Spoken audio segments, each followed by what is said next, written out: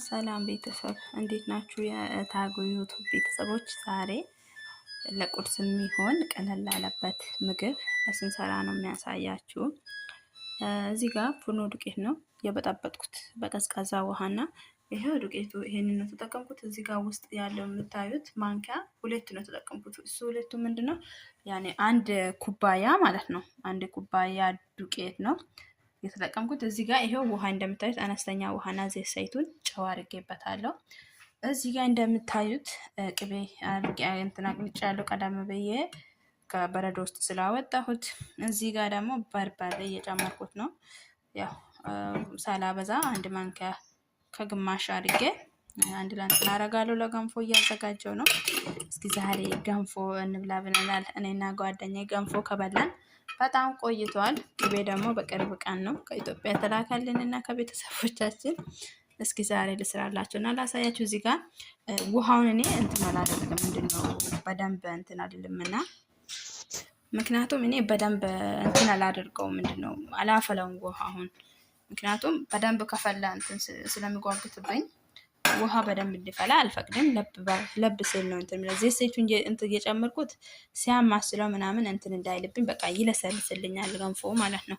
አብረን እንከታተል የኔ ውዶች እና ቤተሰቦች። ይሄው ገንፎን ጨምሬያለሁ።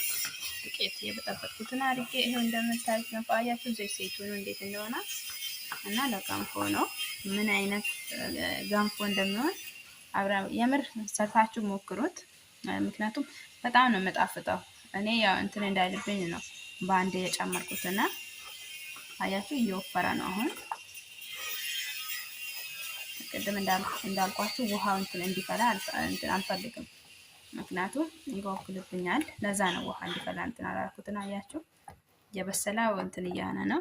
ምርጥ ገንፎን የምንሰራው ዛሬ እንበላለን እላለሁ ውዶቼ። በጣም ነው የምጣፍጠው፣ የምሬን ነው የምላችሁና በርታችሁ ይዩት፣ ቅመሱት፣ ተደንቁኛላችሁ፣ ወይንም ታመሰግናላችሁ በልታችሁ ስታዩ ማለት ነው።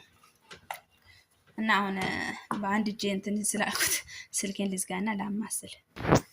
አያችሁ ቤተሰብ እንዴት እንደሆነ ገንፎ አያችሁ።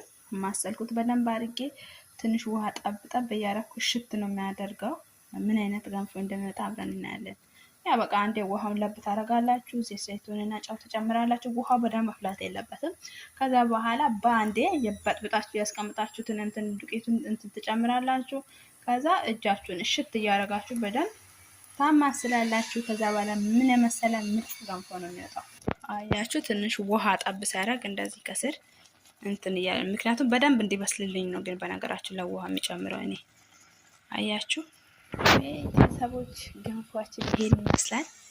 ይሄው ብስል ብሏል በደንብ። አሁን ሳይን ላይ አድርገን ምን አድርገን እዚህ ጋር እንደምታውቁ ቂቤውን እያንተፋተፍኩት ነው።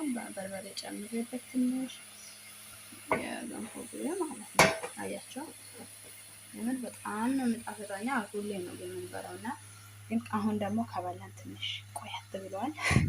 ለዛ ነው አንድ ላይ አድርገን የሆነ ነገር እንብላ የሆነ ነገር እንትን እንበል ያልነው።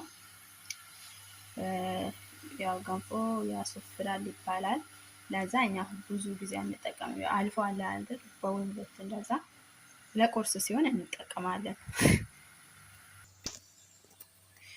ቤተሰብ ይሄው እዚህ ጋር ቂቤ ነው ሳይን ላይ ያረኩትና እንትን እንዳይዘኝ ነው እንትኑ ምንድነው ሳይኑ ላይ እንዳይያዝ ገንፎ ቂቤውን እንደዚህ አድርጌ በሳይኑ ዳር መንዳሩን እንደዚህ ቀባዋለሁ። ምክንያቱም ገንፎ እዚህ ላይ ስንገለብጥ እንትን እንዳይሆንብን ማለት ነው። ቤተሰብ አሁን ታያላችሁ ገንፏችን ምን አይነት ገንፎ እንደሆነ እላለሁ። ተከታተሉን አብረን አንድ ላይ ነው እንብላ ቁርስ።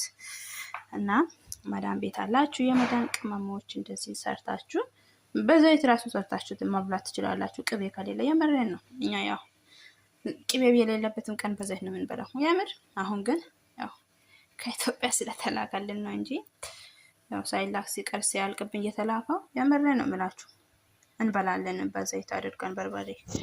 ቤተሰብ ይሄው በእጅ አይደለም ያናካውት በዚህ ነው ያስተካከልኩት። እዚህ ጋር ለእንትኑ ነው ምንድነው ለቅቤው ነው ሲኒ እንትኑ ገንፎ ጋር ያራኩት። አያችሁ አያችሁ ቅቤያችንን እዩት። ምን መሰለ ቅቤ፣ የቤት ቅቤ ነው የምንጠቀመው። ከኢትዮጵያ የመጣ የቤት ቅቤ ማሻላ። አያችሁ ምን መሰለ ቅቤ። ዋው! ኑ እንግዲህ እንብላ። እዚህ ጋር እንደምታዩት በመጨረሻ ይሄንን የመሰለ ገንፎ አውጥተናል። ይሄንን የመሰለ ገንፎ ደርሶ አሁን ልንበላ ነው። እንግዲህ ቤተሰብ ሲፖስት እንገናኝ።